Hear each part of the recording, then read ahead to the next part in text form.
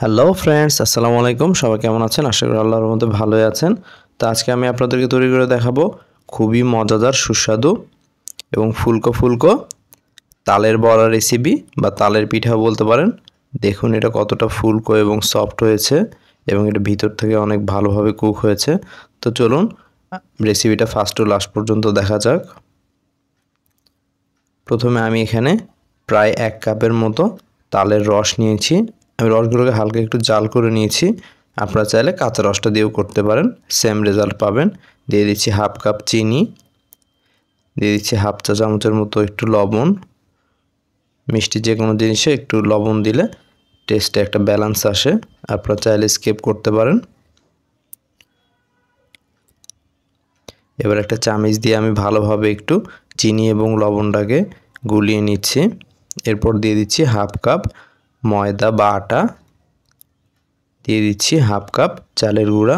আমি 1/2 কাপ পুরোটা একসাথে দিচ্ছি না,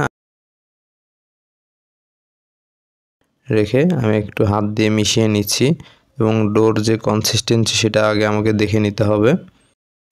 হ্যাঁ, এখানে আরও আটা দিতে হবে। সো আমি এখানে বাদবাকি আটাগুলো অ্যাড করে দিলাম, দিয়ে আমি আবার হাতের সাহায্যে ভালোভাবে মিশিয়ে নিচ্ছি। ডোর কনসিস্টেন্সিটা একটু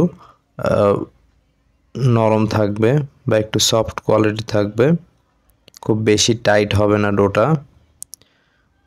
দেখুন আমি ঠিক হাতের সাহায্যে এভাবে করে বড়াগুলোকে ছাড়বো। দেখুন ঠিক যখন আপনারা এভাবে করে ছাড়তে পারবেন সে পর্যায়ে আপনারা এটাকে ছেড়ে দিবেন।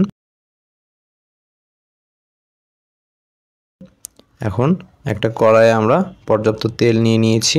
মিডিয়াম টু লো হিটে আমরা এখন তালের বড়াগুলো ছাড়ছি। অবশ্যই আপনার তেলের হিটটা কম থাকতে হবে। খুব বেশি হাই হিটে ভাজতে গেলে বাইরের থেকে কালার চলে আসবে কিন্তু ভিতরে কুক হবে না। এখন একটা খুন্তির সাহায্যে আমরা একটু উল্টিয়ে দিচ্ছি।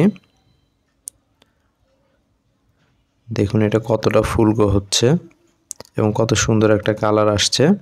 তো ফ্রেন্ডস দেখলেন তো কত ইজিলি অল্প সময়ে আপনারা এই স্ন্যাক্স আইটেমটা বানিয়ে ফেলতে পারবেন বাসায়। আর এখন যেহেতু তালের সিজন, বাজারে অ্যাভেলেবেল তাল পাওয়া যায় এবং দামও খুব কম। তা আমি আশা করব আপনারা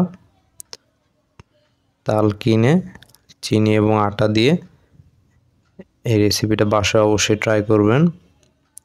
এটা খেতে খুবই টেস্টি হয়। যত ধরনের বড়া আছে আমার কাছে মনে হয় তালের বড়া বা কাঁঠালের রসের বড়া এটাই সবচেয়ে বেস্ট হয়। সেম প্রসেসে আপনারা কাঁঠালের রস দিয়েও বড়া বানিয়ে নিতে পারবেন। তো দেখুন এগুলো কত সুন্দর হয়েছে, কত সুন্দর একটা কালার এসছে। আর এগুলোকে খুব বেশি গোল্ডেন করে ভাজতে যাবে না, তাহলে তেতো হয়ে যাবে।